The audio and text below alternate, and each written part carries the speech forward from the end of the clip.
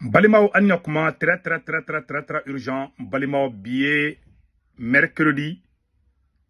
21 janvier 2025. Aye ni message kulungulu. Imam Banjugu, Traoré n'ave kasola. Imam Segou Sidibe n'ave kasola. An karamogo Aydara, aye ni video kulungulu, Aydara ka ni video soro. Imam Digo fana ka video in soro.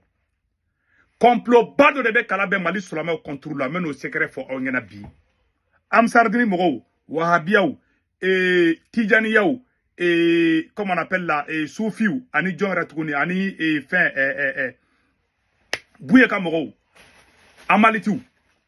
Bella Jelinga vidéo nadje. Amba Nini, Imam Banjugu Traoré n'abe kasola, Imam Segou Sidibe n'abe kasola, Ayaw, Dombaga do bla rapidement au cas de déclaration que, ko, Auka blaliko munye auka blaliko ka bo kasola ko Aydara ka simbwala ko an karamogo Aydara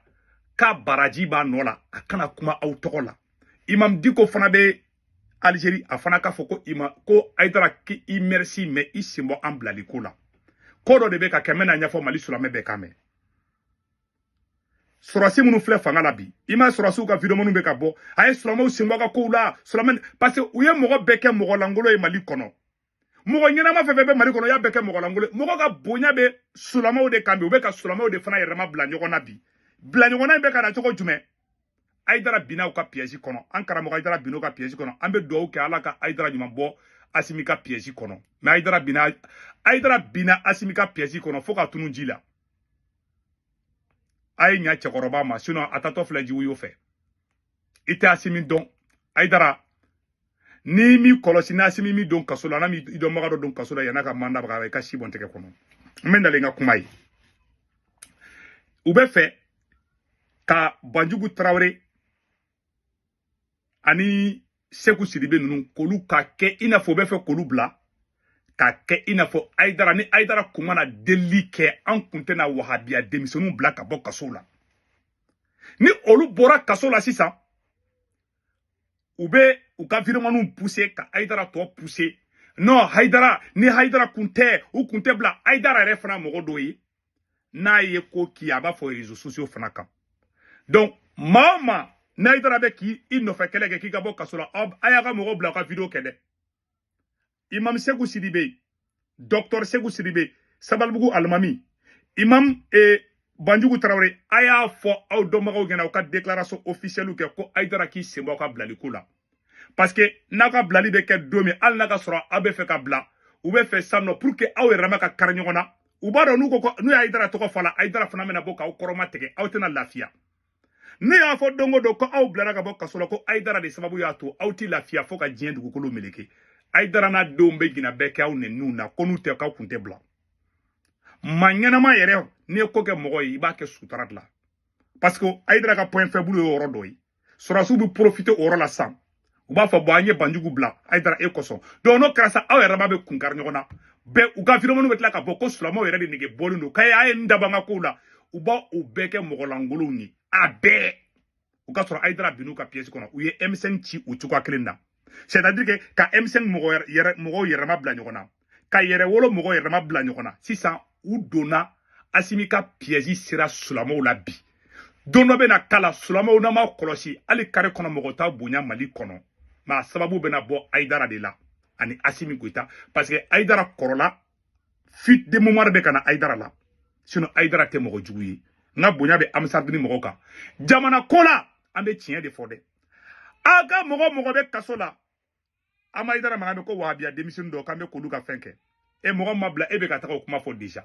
aya fɔ Aydara na ka simba ka bilal ko la ay déclaration kɛ mogo ka Aydara be ka bɔ ka aw tɔgɔ fɔ ka ba ka ko la aya fɔ ka simba la parce que na ya ke aw te lafiya bulu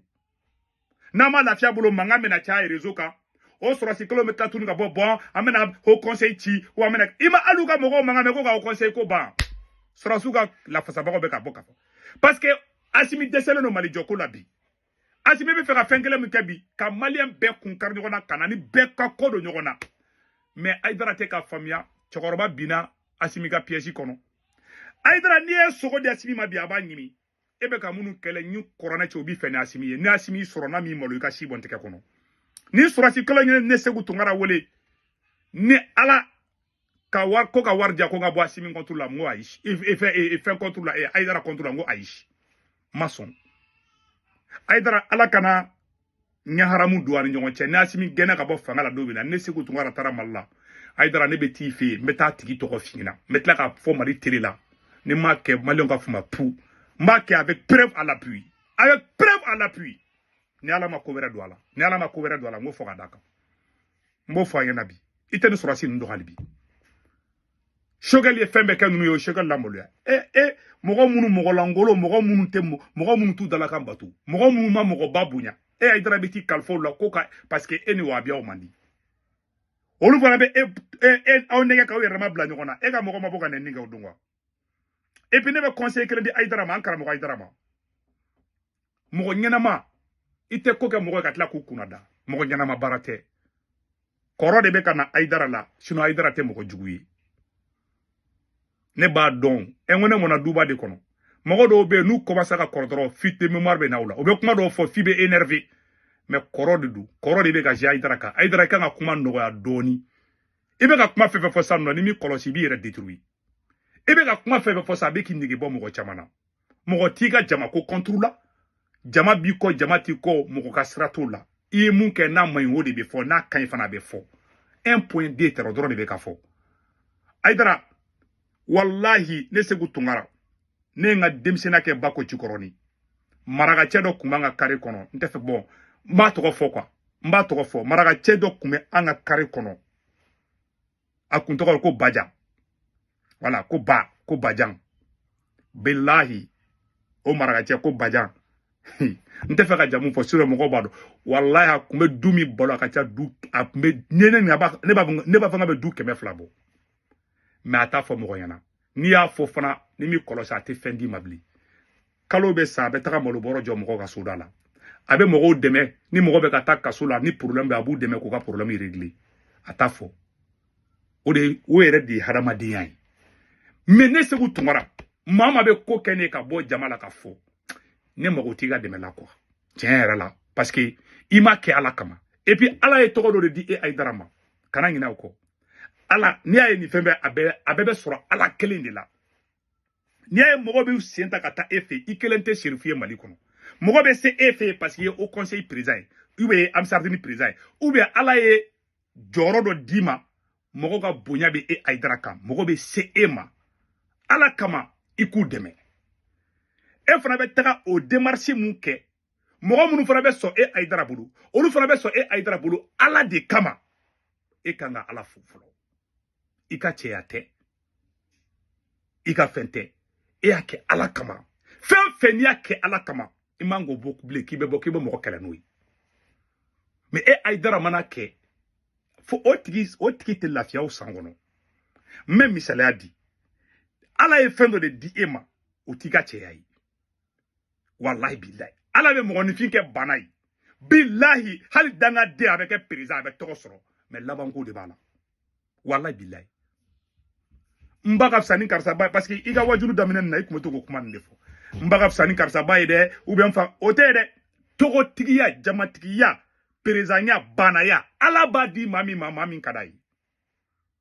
mɔgɔ min ye diɲɛ bɛɛ la perezan ye mɔgɔ min ye perezan kɔrɔ tɛ ko perezan ba ka fisa ni bɛɛ ba ye o jamana bɛɛ tɛ perezan de ka mara kɔnɔ ala bɛ ɲɛmɔgɔya di mɔgɔ ma mɔgɔ min ka ni ala ɲɛmɔgɔya di ma i ni sabali de ka kan i ni muɲu de ka kan mais k'o kɛ waso ko ye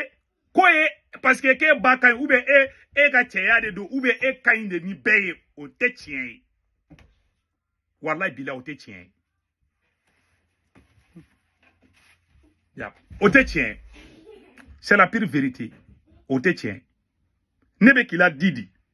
mɔgɔw tɛ mun wallahi Aïdara ye komangone ne yɛrɛ wolo dɔgɔnin bɛ Amsardine na ne yɛrɛ ba n'a nana Amérique yan a ye télé bila Aïdara ka télévision so la Aïdara i ka di ne ba ye i ka di ne dɔgɔnin caman ye ne t'i kɛlɛ parce que i y'an ka karamɔgɔ di aw ka bɛn bi o de ka di ne Segu Tunkara ye mais ni mun man ɲi an kan ka bɔ k'o fɔ o fana hɔrɔnya dɔ ye Aïdara ka ko kɛ mɔgɔw ye Aïdara kelen politicien Amadou Aya Sanogo coup d'état 2012 ay Mali politicien don kaso la Aïdara ye démarche ke ku bebla I klara ka boka fo réseau sans fait I bora ya fo réseaux sociaux sans fait que ye politicien segena kuma ya wakati la ne kunte olu te bla ya fo au moins quoi flana fara tuguni même fo e Aïdara ngana inyabe imam diko kelena e bi se ka fo ko imam diko commandie ne segu tungara yere au témoin doye wallahi mali me kuma ni ala chamancela imam diko e mugo dama mi kisi kasula doma ne ba chamando ado yere ka imam neni bi ne segu tungara tale malla uye surasu ene janfa surasu yere kerefe mugo do tara fo imam diko nyana ko imam diko ka plenty tega ne segu tungara contrôle imam diko ka mugo ko non kuma jumebe ne mamu fo imam ma ka imam to mali kono ne segu tungara tali mun kɛra sorasi kelen nga mogodo de tara do fena cɛ tɔgɔ bɔra ngono maliki konate la ko ka ta plainte donner contre ne yɛrɛ bɛ ka sorasi munu dɛmɛ dɛ o sorasi kelen de janfa sigi ne la u kɛrɛfɛ mɔgɔ ka janfa sigi ne la ka taa fɔ imam diko ka mɔgɔ ɲɛna k'a ye plainte tigɛ segu tungara contre la segu tungara min bɔra ameriki k'a bɛ taa asimi dɛmɛ mali la u y'o de kɛnɛ la imam diko ka mogo ko kute plainte tege ne contre la imam diko ko ka te plainte tege ne segu tungara contre la amabo et réseaux sociaux kanga fo o ko fa ne tala ka imam critiquer o ay imam bolé ka ne kunada ay imam ga mogo bolé ka ne kunada mais ne Aïdara do ibe boka fo imam ya mali surasi kemeni ko ka libérer imam ya mali surasi kemeni ko ka libérer ne ma imam sigile ka ba fo dongudu mais ni Aïdara ya ke ba fo ikelente karamogo ye mali kono I kelente chef mali kono I faw be I fa flaw be munu nye ko bawke ou tafo bouye Aïdara ye mali fonctionnaire ou sara mali kono transition 2012 la dema bouye Aïdara sigile ka fo bouye Aïdara bouye anfa bouye mu fle nyoro ashrifu sarafa bouye Aïdara ala ka chokra way mangoro I kelente nya solama nya mogo mu ye ko bawke mali kono chamante kuma di mais ni ke jebe boba kalama e bolo mba kan ni karsa bay o da to ala en blanya o te tien banaya ala be banadi mogom kadai iye président korote ka fo ki baka fsani jamana be bay ou bien iye do de ntobe o te tien jamatigiya tokotigiya ala ba di mama mami kadai ali danga dembe toko soro ali danga dembe ke président mais laban ko di bala Aïdara ne ka démission ladidi kan fle ka fikina ibe sira mun kan abla quoi ou bien qui sembo kumbala ni ko ke mogo ala kama a kainte sa kana bo réseau kan ki ba fo on a tous entendu I kelente ka mogo deme I kelente mali sulame nya mogo mbe ka mogo deme mogo deme ne ayi ni na ma se ngo imam diko wala ka plainte tikene contre la ka mogo ko ayi ko na plainte ko no ko te plainte tikene contre la ne mu fo imam diko ma net se ko fo Aïdara ma mais imam diko ka mogo ma plainte tikene contre la ne talim gara malla o ma son ko kutake ko ne mana godi uban mene mangina ko ese imam ga mo bora ko fe ngo ko fe ne kala kan to american to nga imam critique o bekera donc iko ka ne be ki la didi aw beka bembi o ne segu tungara ka la ngini ni ala ni kale al quran la ijuga tane kono mais ibe ka munga main quoi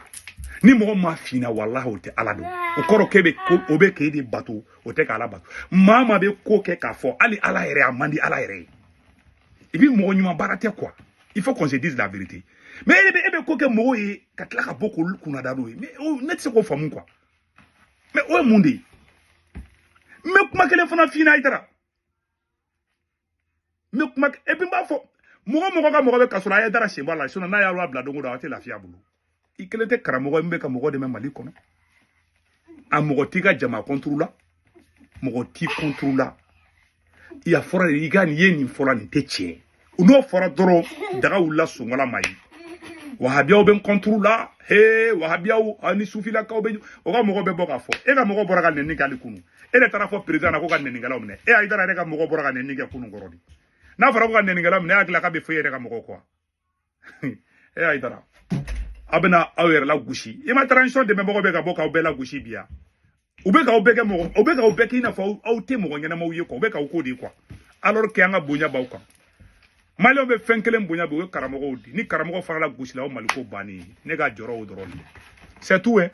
do le kumene bulu ka fo an karamogo idara nyana donc vraiment ala ka hereke mali malien fen be France Italie Espagne Angleterre Amérique Canada ka warchi no ala be Sendwave application télécharger ka téléphone konana na Sendwave application télécharger abonné segu to ka corpor modo a photo flé Sendwave photo flé na télécharger doro ne ga corpor modo di urgent na o do di robe na o ya retay